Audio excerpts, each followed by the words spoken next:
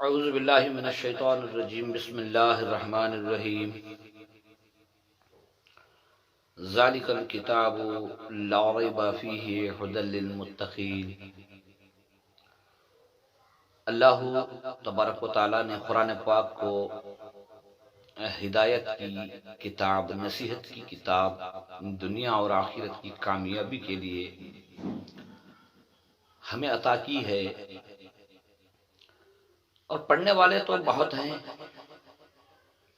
جاننے والے بھی بہت ہیں، لیکن اس آیت کے اندر اللہ سبحانہ و تعالی نے فرمایا ھدی للمتقین،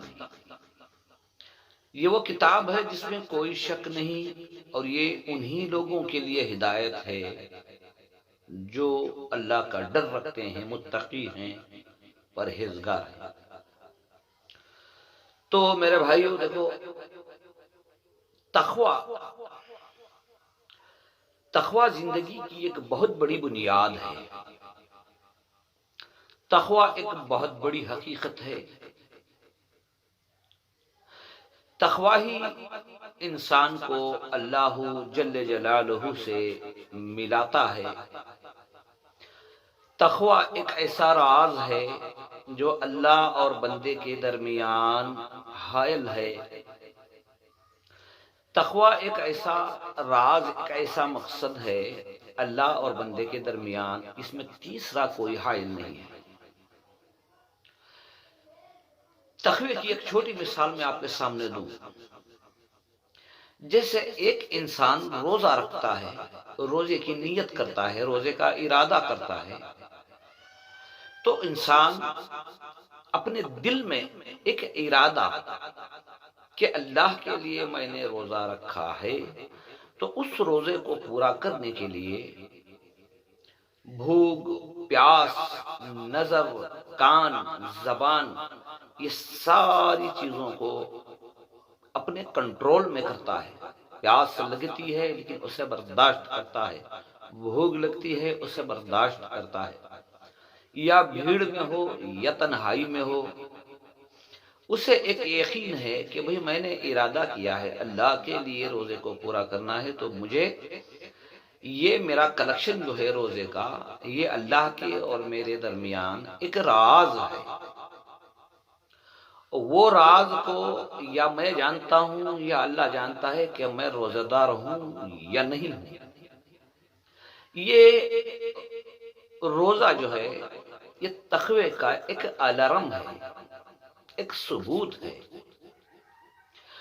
جو انسان اللہ کے کلام کے ذریعے ہدایت کا راستہ تلاش کرنا چاہتا ہے، دنیا اور آخرت کی کامیابی کی منزلیں تلاش کرنا چاہتا ہے اللہ کے کلام کے ذریعے، تو سب سے پہلے اسے تقوی اختیار کرنا ہوگا۔ تقوی دو قسم کا ہے، ایک ظاہر ہے، ایک باطن ہے، ایک چھپا ہوا ہے۔ لوگوں کے سامنے میں کچھ بن کر رہوں، لوگوں کے سامنے میں مشہور ہو جاؤں، لوگوں کے سامنے مجھے لوگ میری تعریف کریں، اور وہی میری علیحدگی میں، تنہائی میں میرے مالک کے ساتھ جو تقوی ہے، میرے خیالات کیسے ہیں، میرا ذہن کیسا ہے،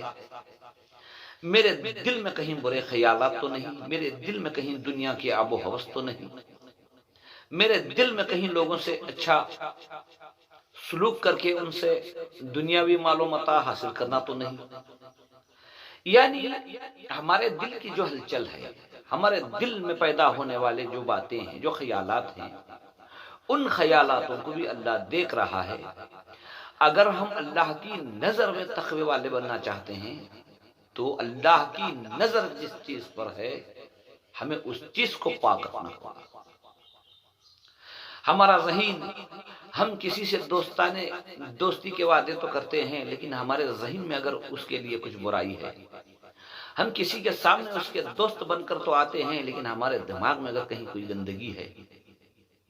ہماری زبان دعائیں کر رہی ہوں لیکن دل میں ہمارے نفاق ہے، حسد ہے، ریا ہے، تکبر ہے، لوگوں کے سامنے تو ہم نظر آ تو رہے ہیں کہ ہم بہت اچھے ہیں، لیکن اللہ سبحانہ و تعالی ہمارے دل کی حرکتوں کو، ہمارے دل کے بھیدوں کو دیکھ رہا ہے۔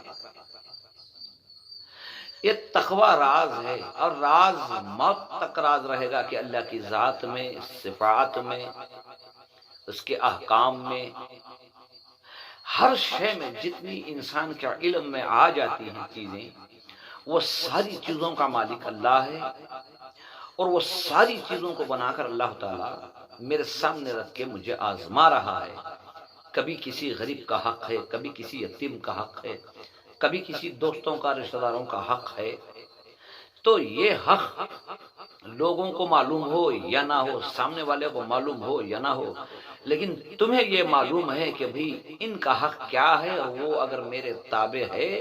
تو مجھے اللہ دیکھ رہا ہے اور مجھے اس کا حساب دینا ہے۔ تقوی کسی سے نہیں ملتا، تقوی پیدا کرنا پڑتا ہے۔ تقوی کا مطلب ہے ہر لمحہ، جیسے کہ ایک اور تمہیں چھوٹی مثال دوں، ایک بہت بڑا دکان ہے جس کے بہت سارے کمرے ہیں، اور دکاندار نے ہر کمرے میں ایک کیمرہ لگا ہوا ہے۔ تم جدھر گھوم کر بھی کچھ چیزوں کو ہاتھ لگاؤ گے یا چیزوں کو چھپاؤ گے تو وہ کیمرے میں عکس ہوتا ہے، اور آپ دکان کے اندر گھسنے کے لیے جا رہے ہیں تو دکاندار یہ کہے، دیکھو بھائی اس کے اندر 20 سے 25 کمرے ہیں، ہر کمرے میں کچھ نہ کچھ موجود ہے۔ تم جا رہے ہو تو تمہیں پہلے ہی بتا دیا جاتا ہے کہ تم دکان کے اندر داخل ہونے کے بعد کوئی نقل و حرکت ایسی نہیں کر سکتے، کوئی کام ایسا نہیں کر سکتے جو اس کیمرے سے چھپا سکے یا ہم سے چھپا سکے۔ ہم بیٹھ تو یہاں رہے ہیں، لیکن ہمارے علم میں، ہمارے کیمرے کے اندر یہ سارے دکان کا کونا کونا ہمارے علم میں موجود ہے۔ اب تم جہاں بھی جاؤ گے، جس چیز کو بھی ہاتھ لگاؤ گے تو ہم یہاں بیٹھ کر تمہیں دیکھ لیں گے۔ اگر یہ بتاتے دکاندار تو دکان کے اندر داخل ہونے والا پوری طرح ہوشیار ہو جاتا ہے، دیکھتا ہے کہ کہیں کسی چیز کو ہاتھ لگا دوں تو کہیں وہاں بیٹھا ہوا مالک نہ دیکھ لے، کہیں کچھ چرا کر چھپا لوں تو کہیں یہ دکاندار، یہ مالک وہاں بیٹھ کر نہ دیکھ لے۔ تو میرے بھائیوں، ایک چھوٹی مثال تھی جس کے ذریعے ہمیں یہ معلوم ہوتا ہے کہ بھئی ایک دکاندار نے اپنے دکان کی، اپنے ساز و سامان کی حفاظت کے لیے ایک ایسا کیمرہ لگایا ہوا ہے جس سے کوئی چیز چھپ نہیں سکتی، کوئی انسان کچھ چوری کر کے یا چھپا کے نہیں لے جا سکتا۔ تو یہ پوری کائنات کو بنانے والا، یہ پورے نظام کو بنانے والا، یہ انسانوں کو بنانے والا، انسانوں کی عقلوں کو بنانے والا، انسان کو دماغ دینے والا، انسان کو دیکھنے کی بصارت دینے والا، انسان کو بولنے کی گویائی دینے والا، یہ ساری کل کائنات کا جو مالک الملک ہے، وہ یہ کہتا ہے کہ ان کل نفس لما علیہا حافظ، ایسی کوئی جان ہم نے نہیں بنائی ہے جس کے پیچھے 2 محافظین نہ بنائے ہوں۔ تمہاری ہر نقل و حرکت کو وہ دیکھ رہے ہیں، وہ لکھ رہے ہیں۔ اور اس کے بعد اللہ خود فرماتا ہے یعلم ما فی الصدور، ہم تمہارے دلوں کے بھیدوں کو بھی ہم دیکھ رہے ہیں۔ تو میرے بھائیوں، جو انسان دنیا میں، اگر دنیا بھی اچھی ہو جائے اور آخرت بھی اچھی ہو جائے، اور اللہ کے ساتھ میرے معاملات، میری عبادتیں، میری دعائیں، میری ساری کوششیں اگر قابل قبول ہوں، اللہ کو پسند آ جائیں، تو میرے بھائیوں تقوی اختیار کرو۔ پورا قرآن شریف، قرآن پاک کو، پورے قرآن پاک کو پڑھ رہے ہیں، کوئی زندگی میں اثر نہیں ہو رہا ہے، اس کا مطلب یہ ہے کہ تمہاری نظر میں تقوی نہیں ہے، تمہارے خیال میں تقوی نہیں ہے، ہمارے دلوں میں تقوی نہیں ہے۔ اس وجہ سے ہم بار بار اللہ کے کلام کو تو دیکھتے ہیں، ہم نمازیں پڑھتے ہیں، ہم صدقات کرتے ہیں، ہم قربانیاں دیتے ہیں، بہت کچھ کرتے ہیں، اس کے باوجود بھی ہماری زندگی میں کوئی تبدیلی نہیں پیدا ہوتی۔ چھوٹی سی چھوٹی بیماری آ کر ہمیں گمراہ کر کے چلی جاتی ہے۔ ایک اللہ کا حال آتا ہے وَلَنَبْلُوَنَّكُمْ بِشَيْءٍ مِّنَ الْخَوْفِ وَالْجُوعِ وَنَقْصٍ مِّنَ الْأَمْوَالِ وَالْأَنفُسِ وَالثَّمَرَاتِ وَبَشِّرِ الصَّابِرِينَ الَّذِينَ إِذَا أَصَابَتْهُم مُّصِيبَةٌ قَالُوا إِنَّا لِلَّهِ وَإِنَّا إِلَيْهِ رَاجِعُونَ أُولَٰئِكَ عَلَيْهِمْ صَلَوَاتٌ مِّن رَّبِّهِمْ وَرَحْمَةٌ وَأُولَٰئِكَ هُمُ الْمُهْتَدُونَ۔ یعنی جب اللہ ہمیں تھوڑی موڑی بیماری کے ذریعے، بھوک کے ذریعے، فصلوں کی تباہی کے ذریعے، بیماریوں کے ذریعے اگر اللہ ہمیں آزمانا چاہے تو اس وقت ہمارا امتحان ہوتا ہے، ہمارے تقوی کا اس وقت امتحان ہوتا ہے، ہماری بندگی کا اس وقت امتحان ہوتا ہے کہ ہمیں بیماری آ جانے کے بعد یا نقصان آ جانے کے بعد ہماری توجہ اگر اللہ کی ذات کی طرف ہے، اگر ہم اللہ سے مدد مانگنے والے بن جائیں، ہم اللہ کو پکارنے والے بن جائیں، تو اللہ نے آگے بشارت دی ہے کہ بھئی انا للہ و انا الیہ راجعون، اور ہمیں بھی، ہمارے مال کو بھی، ہمارے سارے سامان کو بھی، یہ دنیا کے ہر ذرے ذرے کو اللہ کی طرف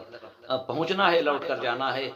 اور اولئک علیہم صلوات من ربہم ورحمہ، یہی وہ لوگ ہیں جو اللہ کی رحمتوں کے اندر، اللہ کی رحمتوں کے حقدار ہیں، اولئک هم المہتدون، اور اللہ کی سلامتی کے ساتھ یہی لوگ ہدایت پر قائم و دائم ہیں۔ تو میرے بھائیو، ہمیں تقوی کو پالنا ہے۔ ہم زیادہ کتابیں پڑھیں یا کم کتابیں پڑھیں، ہماری عبادت بہت زیادہ ہے یا شریعت کے قانون کے دائرے کے اندر ہیں، لیکن عبادتیں الگ ہیں۔ عبادت تو ہے، لیکن اگر ہمارے اندر تقوی نہیں ہے تو ہماری عبادتیں بے جان ہے۔ اگر ہمارے اندر تقوی نہیں ہے تو ہماری عبادتوں کے ذریعے جو فضیلتیں، جو رحمتیں، جو برکتیں ہمیں ملنے والی ہے، ہم اس سے محروم ہو جاتے ہیں۔ ہر انسان کو چاہیے کہ وہ اپنی جگہ یہ سوچے، وہ اپنی جگہ یہ دیکھے کہ میرا تقوی، میں اللہ سبحانہ و تعالیٰ کی ذات کو کتنا ڈرتا ہوں، کتنا مانتا ہوں، کن کن چیزوں میں میں اسے مالک مانتا ہوں، اور کن چیزوں میں میں اللہ سبحانہ و تعالیٰ کے سوا کسی اور چیز کے اوپر امید لگائے بیٹھا ہوں، اللہ کی ذات کے علاوہ بھی کسی سے نفع کا خیال کرتا ہوں، اللہ کی ذات کے علاوہ بھی میں کسی شے یا کسی چیز سے نقصان کا خیال رکھتا ہوں۔ تو میرے بھائیو، یہ سب شرک ہے۔ کرنے والی ذات تو اللہ سبحانہ و تعالیٰ کی ہے، وحدہ لا شریک لہ، وحدہ لا شریک لہ، ومن یشرک فی ذاتہ وصفاتہ وعاداتہ وآیاتہ، یعنی اللہ اپنی ذات میں، اپنی صفات میں، اپنی عادات میں، اپنے آیات میں، اپنے احکاموں کے اندر واحد القہار ہے، اس کا کوئی شریک نہیں۔ دنیا بنایا اس نے، دنیا مٹائے گا وہی، ہمیں دنیا میں بھیجا اللہ ہی نے، ہمیں دنیا سے اٹھائے گا تو اللہ ہی اٹھائے گا۔ یہ کامل یقین ہو جائے، اور وہ یقین اگر مضبوط ہو، اتحاد ہو، استقامت ہو، تو تقوی کو پالو۔ تقوی کو پالنے کے لیے کبھی کسی کا ناحق مال آ جائے تو کھانے کی بات تو دور، اسے دیکھنا بھی نہیں ہے۔ اگر کوئی غلط گواہی، جھوٹی گواہی دینے کا معاملہ سامنے آ جائے تو میرے بھائیو سر قلم ہو جائے، لیکن کبھی جھوٹ کا سہارا نہ لینا۔ یہی تقوی ہے۔ اللہ سے دعا کرو کہ اللہ تعالی ہم سب کو تقوی نصیب کرے۔ اللہ سے دعا کرو کہ اللہ تعالی ہم سب کو ایسا تقوی نصیب فرمائے جیسے اللہ چاہتا ہے، اور جیسے اللہ نے اللہ کے نیک بندوں کو تقوی والے بنا کر اس دنیا سے رضامندی کے پروانے دے کر اپنی طرف بلا لیا، تو اللہ ہمیں بھی تقوی نصیب فرما، ہمیں بھی کامل ایمان نصیب فرما، تیری ذات کے ہونے کا یقین عطا فرما، تجھ سے ہونے کا یقین عطا فرما۔ اور یا اللہ، تیرے کلام پاک کے اندر جو جو رحمتیں، برکتیں، مغفرتیں، جو کچھ بھی اللہ تو نے وعدے کیے ہیں تیرے کلام پاک کے اندر، وہ سارے وعدے اللہ رحمتوں، برکتوں، مغفرتوں والے ہم سب کو نصیب فرما، اور الہی العالمین موت تک ہمیں کامل ایمان والے بن کے زندگی گزارنے کی توفیق عطا فرما۔